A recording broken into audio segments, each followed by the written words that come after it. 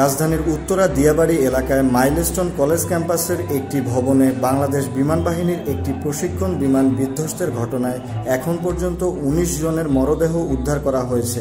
জাতীয় বার্ন ইনস্টিটিউটে ভর্তি করা হয়েছে অন্তত ৬০ জনকে, যাদের মধ্যে পাইলট সহ ৮ জনের অবস্থা আশঙ্কাজনক।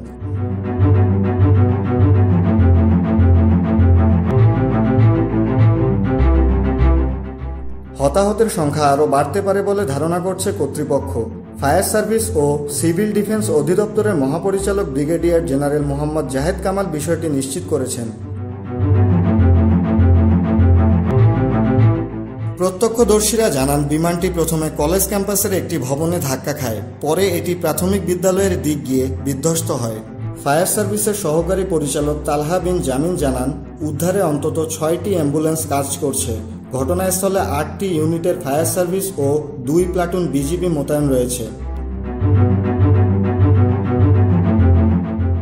জাতীয় বার্ন ইনস্টিটিউটের চিকিৎসক ডাক্তার শাওন বিন রহমান জানিয়েছেন, এখন পর্যন্ত অন্তত ৪৫ জন রোগী ভর্তি হয়েছেন, যাদের মধ্যে শিশু ও বয়স্ক উভয়ই রয়েছেন। বিমানটি ছিল বাংলাদেশ বিমান বাহিনীর F-7 BGI মডেলের প্রশিক্ষণ বিমান। বেলা ১টা ৬ মিনিটে উড্ডয়ন করে এবং ১টা ১৮ মিনিটে বিমানটি বিধ্বস্ত হয়। Mehedi Sourav, desk news, Dhaka watch.